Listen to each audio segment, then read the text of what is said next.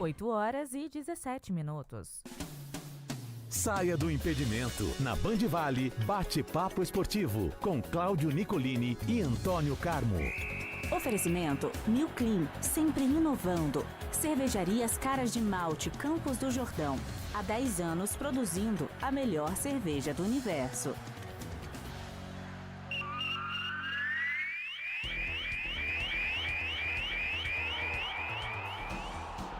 Hora de falar de esportes aqui em Primeira Hora Regional. Muito bom dia para você que nos acompanha em 102.9, também no YouTube, Rádio Band Vale. Eu sou o Conrado Balucci, seja muito bem-vindo. E aqui comigo ele, a enciclopédia do esporte, mestre Antônio Carmo. Bom dia para você, Carmo. Bom dia, Conrado Balucci, claro, um bom dia muito especial a todos que estão conosco, nos acompanhando no Bate-Papo Esportivo, ano 20, aqui na Band Vale, nesta quarta-feira. Muito bom, ano 20, Cláudio Nicolini segue de férias, que beleza. Vamos falar de esporte regional, Carmo? Começar por eles, pelos destaques regionais, porque deu bom para o São José ontem, tanto no basquete quanto no futsal. Começando pelo basquete, Carmo, jogo em casa no Teatrão. O basquete São José venceu o Osasco 78-72. 4 vitórias em 5 jogos, topo da tabela para o São José, que vai muito bem, obrigado, no Paulista, Carmo.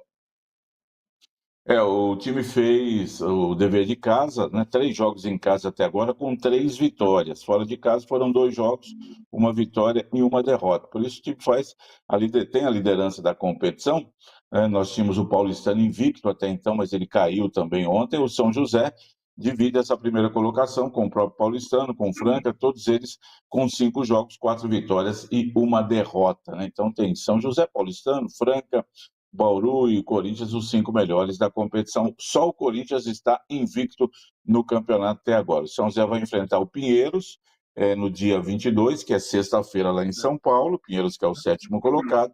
E no domingo, 18 horas, voltará a atuar no ginásio do Teatrão, recebendo o atual vice-líder, o Paulistano. Ontem foi um jogo equilibrado. O time de Osasco, o Osasco Basquete, fez um bom jogo. E o São José caiu muito no quarto período.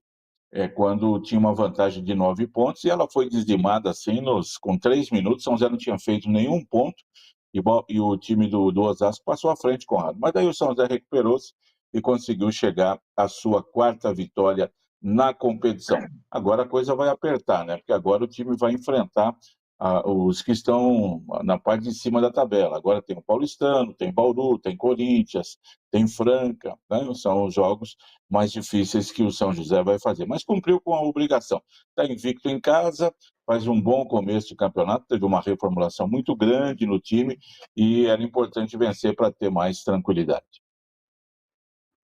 Boa, conseguiu acumular aquela gordurinha que precisava, né? Contra os adversários de meio de tabela para baixo. Destaque ontem para o Adil Borges, né? O alarmador, que fez 20 pontos, e o pivô, o Maico Oliveira, também anotando 18 pontos no balaio do Osasco. Como o Carmo disse, o São José venceu os 3 primeiros quartos, deu uma caidinha no último ali, né? Perdeu por 19-16 o último quarto, mas conseguiu uma grande vitória. Então, mais uma aí para o São José Basquete, jogando em casa no Teatrão. Quem também venceu, mudando agora a modalidade, mas venceu fora de casa, aliás, uma grande vitória do São José Futsal, hein, Carmo?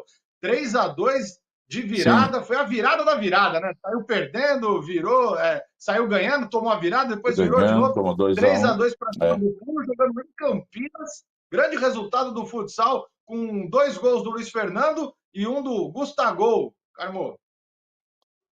Para buscar a recuperação que a gente falava ontem aqui, a necessidade de se ganhar um jogo. O time no Paulista não vai mal, ele tem uma boa classificação até, em que pese ele vinha de uma derrota, né, contundente para o Magnus, mas faz boa campanha no Paulista, precisa levar isso para a Liga Nacional também, para tentar melhorar a sua classificação e buscar ainda uma vaga, a 16ª vaga, que é possível, mas vai depender de uma boa recuperação. Ontem foi um bom resultado, o jogo era complicado, você falava disso ontem aqui pela manhã, e a vitória do São José Futsal foi muito importante para dar sequência aí também no Campeonato Paulista, pensando na parte de cima da tabela.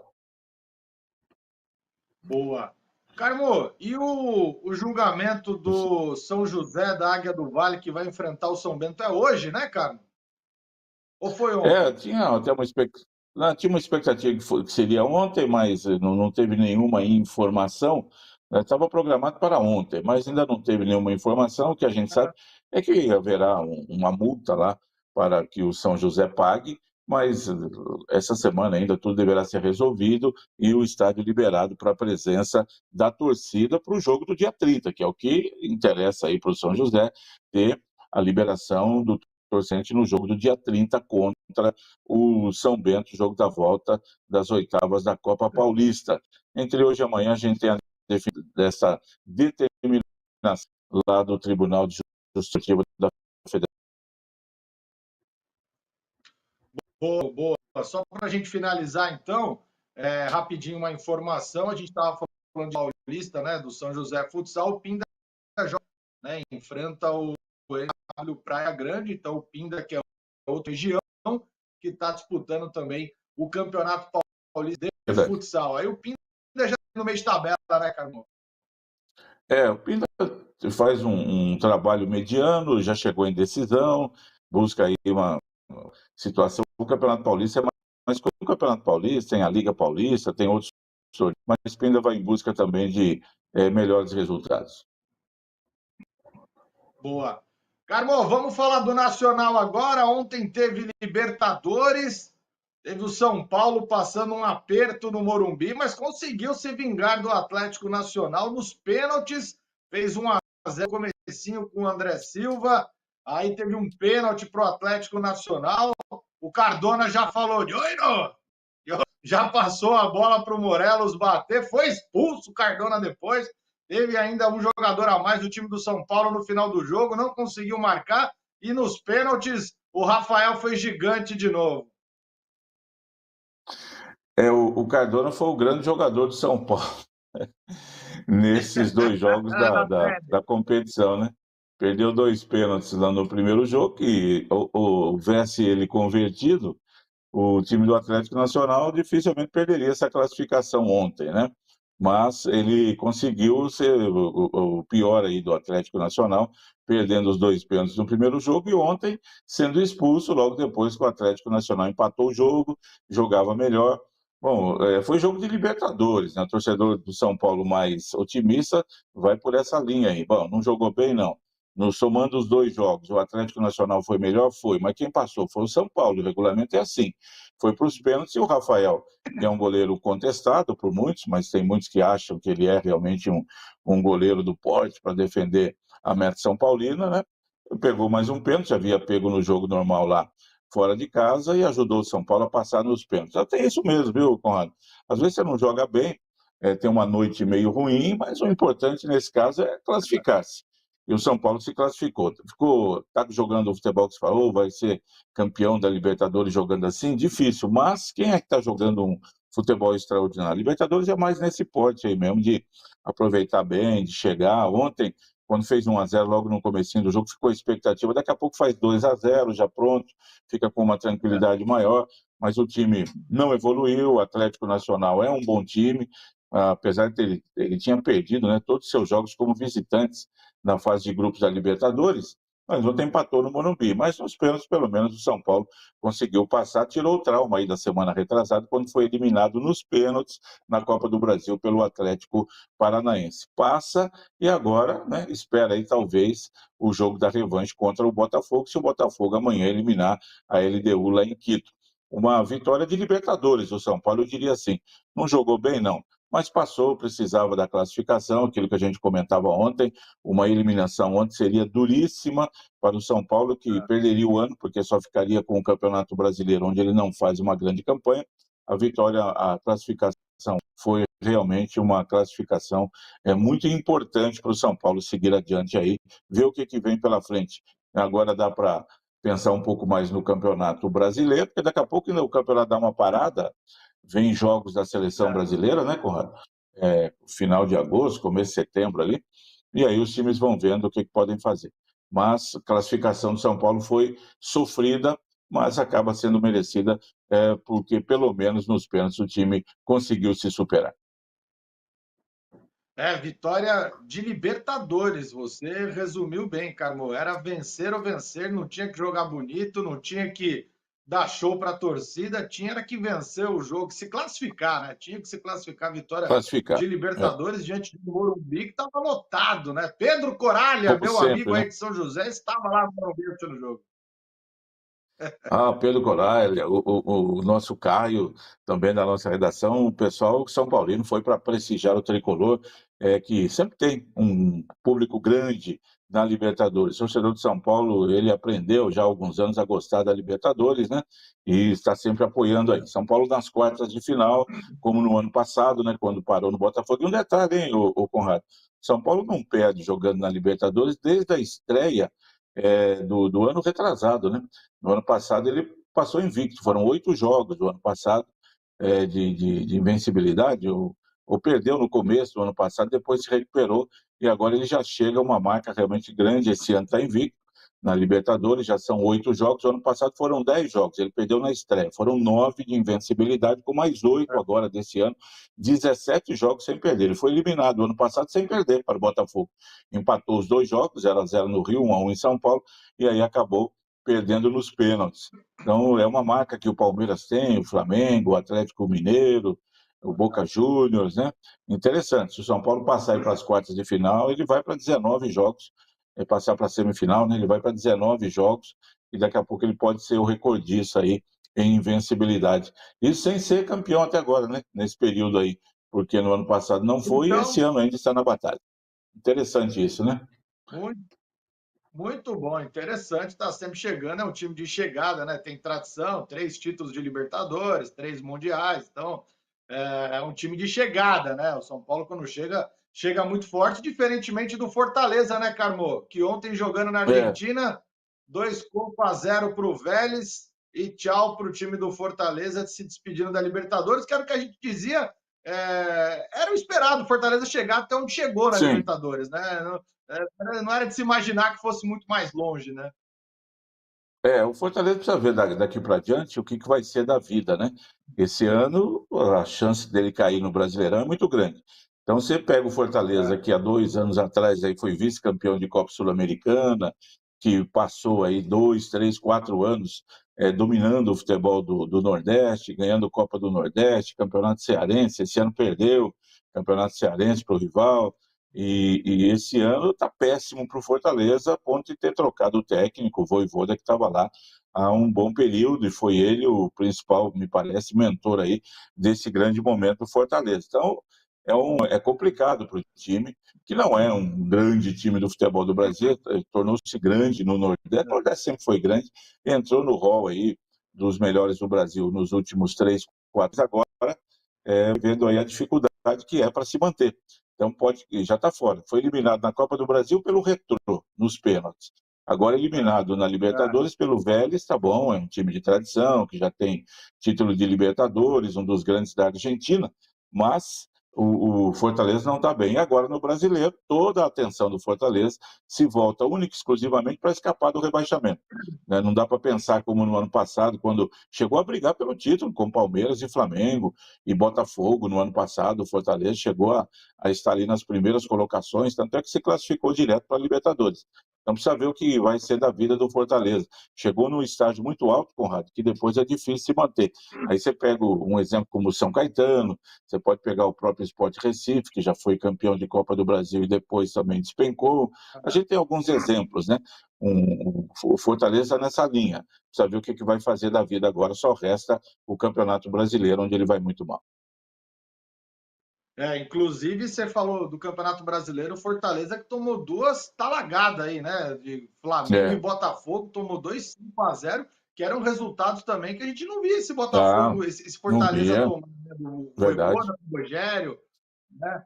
É. Então, Fortaleza tem que abrir o olho. Outro time que se classificou também na Libertadores foi o Racing, né? Venceu 3-1 o Peñarol, tinha perdido o primeiro jogo 1-0 e conseguiu a virada em casa e se No classifica também o finalzinho. Racing da Argentina, que é outro time também incômodo, né, Carlos, para os brasileiros. Atual campeão da Sul-Americana, bateu o Cruzeiro. O ano passado eliminou o Corinthians na semifinal e ganhou o título contra o Cruzeiro. Ele veio aí como campeão da Sul-Americana, o Racing, a academia, assim chamado, né? Campeão de 67 da Libertadores. Passou também por momentos muito ruins no futebol argentino, deu uma reerguida. E ontem a classificação foi dramática, né? Ele fez 1-0, tomou um empate, teve um gol anulado no primeiro tempo, aí no segundo tempo fez 2-1, estava indo para os pênaltis, porque ele perdeu o primeiro jogo por 1-0. E aí, já nos acréscimos, fez 3-1. O Racing passa e vai. É um time que tem que olhar aí com atenção. Aquele estilo do futebol argentino mesmo, de muita luta. O Racing, aliás, fará o confronto contra o Vélez, né? Isso já está definido. Racing e Vélez, um confronto argentino. Um dos dois estará na semifinal da Libertadores. Eles estão ali na parte de baixo da tabela e poderão pegar o Flamengo, né? O que passar aí, o Flamengo ou o Internacional, que ainda vão duelar hoje. Então já tem esse confronto argentino aí definido. Que presente, hein? Se classifica, pega o Vélez, depois pode pegar o Flamengo. Que maravilha. Vai ser campeão é isso. Não tem vida fácil, né? Não tem melzinho na chupeta na Libertadores. Nem no campeonato municipal aí de São Sebastião, para enfrentar o Juventude, tem moleza, não. É só jogo difícil, tá certo? E nem fala em municipal, Carmo, que aqui tá uma resenha, tá para começar, o campeonato não começa, vai começar, não começa. Olha, vou te falar, viu? Mas realmente não tem moleza, não. Se for pegar o Juventude, ainda pior ainda. Carmo, falando de Sul-Americana agora, o Once Caldas, hein? Campeão de 2004 da Libertadores, venceu o Huracan 3-1, eliminou o Huracan, teve 2 expulsos aí o time do Huracan. O Mushuc Runa, em casa, venceu o Independente Del Valle, mas o jogo foi para os pênaltis, e nos pênaltis o Del Valle conseguiu a classificação, que também é outro time indigesto para brasileiro, esse time Del Valle, né? E o Fluminense fez a lição de casa 2-0 em cima do América, num jogo tecnicamente fraco, viu, Carmão? Assisti esse jogo inteiro aí. Não foi aquele grande jogo do Fluminense, mas fez o que deveria fazer, 2-0 e classificação na conta aí do Flusão. Nesses jogos aí, o Once Caldas, que já tem título de Libertadores, despachou o Huracan, né, que vinha bem aí na Sul-Americana. Ele veio do grupo do Corinthians e tal, não sei o quê, foi vice-campeão argentino, aquela coisa toda, mas não adiantou, não. O Once Caldas fez prevalecer. Já tinha ganho em casa 1-0, ganhou de novo 3-1.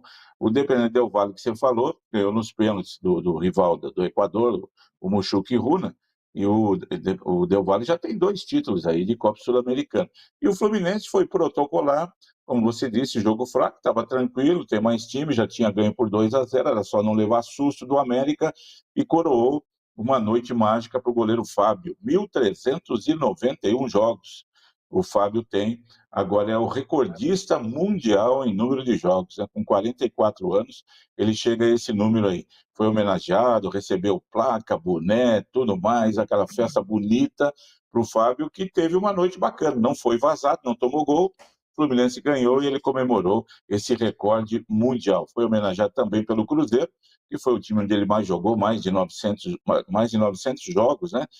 Desses 1.300 e pouco foram com a camisa do Cruzeiro, ele que surgiu no Vasco, lembro dele no Vasco em 2000, já faz 25 anos que o Fábio está jogando por aí, para ter 44 anos, começou com 18, 19, né? Então, uma carreira longeva, boa, cheia de conquistas, né, com o Cruzeiro, com o Fluminense, campeão da Copa do Brasil, campeão de Libertadores e tudo mais. Um goleiro que escreve a sua história no futebol, não só do Brasil, mas do mundo agora também. Um bom goleiro, que poderia ter tido algumas chances maiores na seleção brasileira. Aqui na seleção brasileira, eu vejo assim, dando uma cornetadinha aqui, o Conrado, tem 2 vagas ali que são fixas, né? Uma é do Ederson, outra é do Alisson. Enquanto os dois estiverem jogando com uma perna só, pode estar sem condição, são os dois. Né? Sem joelho, o Ederson eu ainda gosto. O Alisson, meu Deus do céu, esse daí, titular de 2 Copas pela seleção brasileira, não sei como, né? Mas, por isso que é difícil para outros goleiros entrarem ali. Mas o Fábio passou por tudo isso daí, está jogando ainda, olha aí, e disse que vai jogar mais um pouco.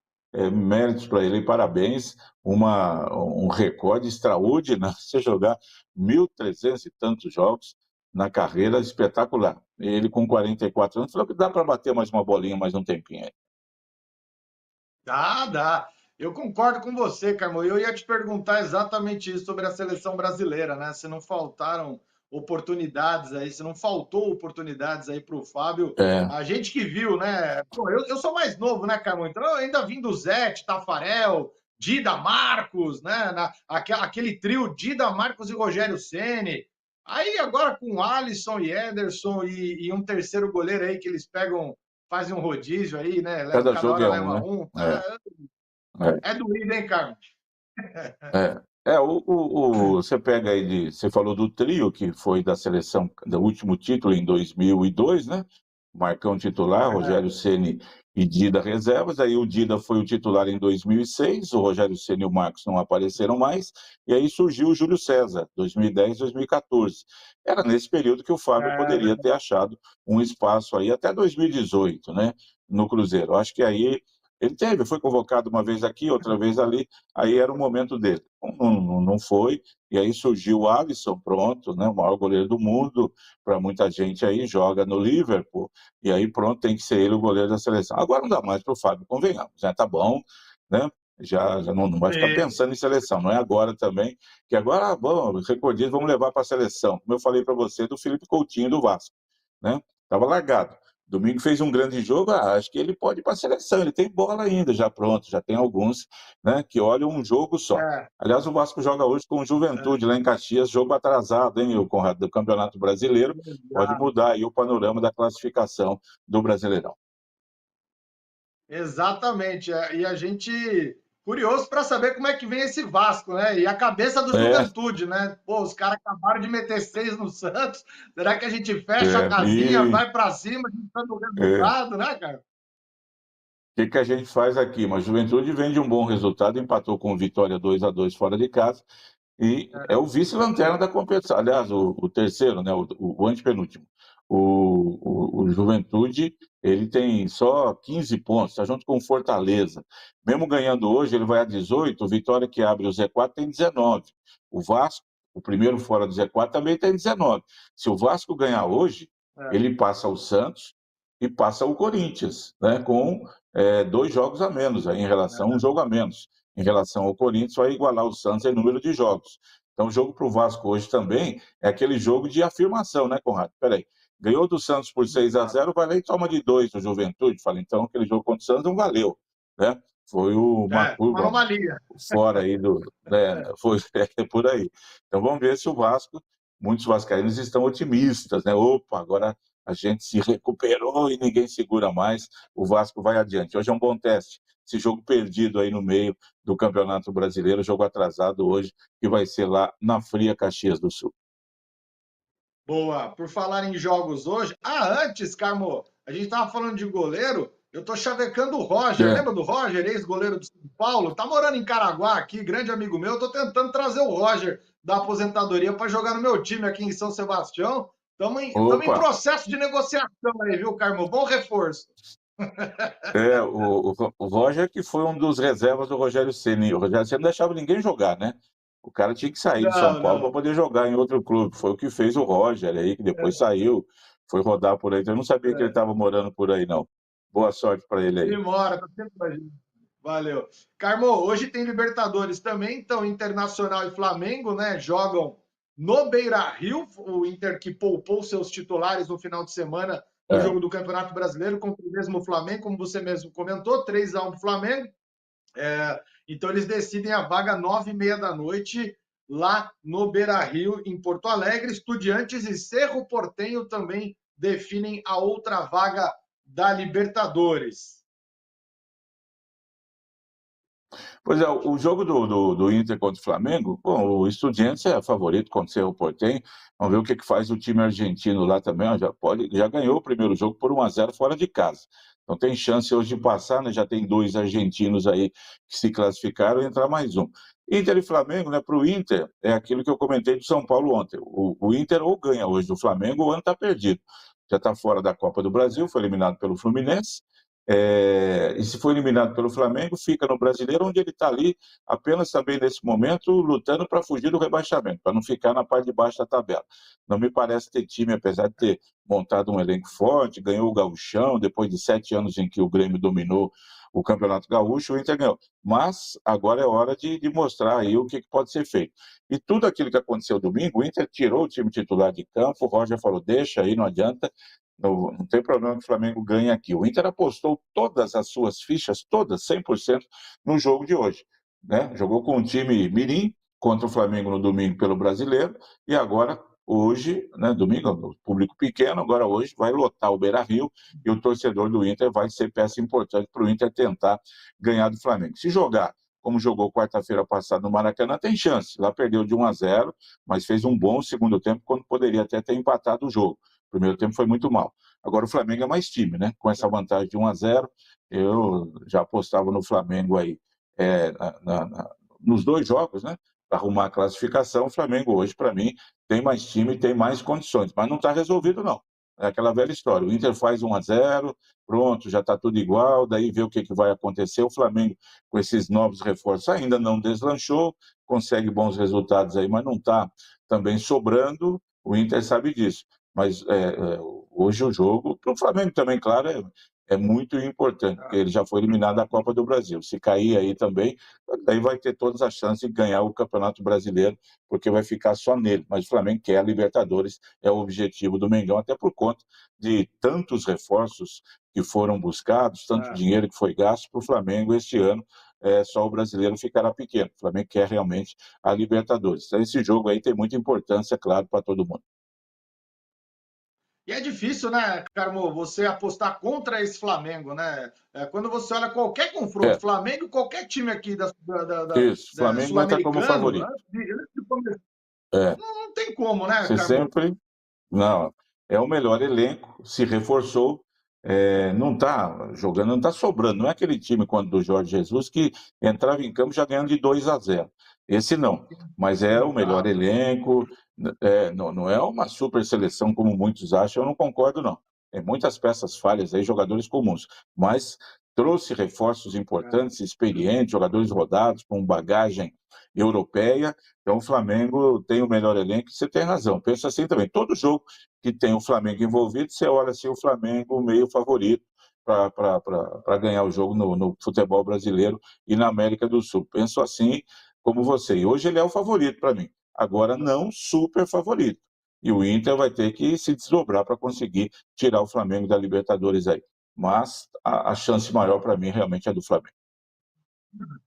Maravilha, 8h45. A gente amanhã, então, traz todos os resultados e a sequência da rodada aí, como que vão ficando as classificações. Palmeiras joga só na quinta-feira com o Universitário já praticamente classificado. Antes da gente encerrar, Carmo, quero mandar um abraço aqui para 2 internautas que estão acompanhando a gente, 2 grandes amigos meus aqui, o Paixão e o Luiz Fernando Barroso, que estão acompanhando o nosso bate-papo esportivo, e que ontem a gente estava ali conversando, fazendo aquela resenha, né, do futebol, e o Barroso, grande amigo meu, disse que o sogro dele afirma categoricamente que Chimango, ex-meio atacante aqui do Litoral Norte, na década de 80, jogou tanta bola que jogou mais que Pelé. Depois dessa eu vou até me despedir. Forte abraço, Carmo, até amanhã. Não vi jogar, mas se é seu amigo que falou, eu assino embaixo. Abraço, Conrado Balucci, para você, para os amigos todos que nos honram com audiência aqui no Bate-Papo Esportivo. Uma ótima quarta-feira, gente. Até mais. Saia do impedimento. Na Band Vale, Bate-Papo Esportivo, com Cláudio Nicolini e Antônio Carmo. Oferecimento New Clean, sempre inovando. Cervejarias Caras de Malte, Campos do Jordão. Há 10 anos produzindo a melhor cerveja do universo.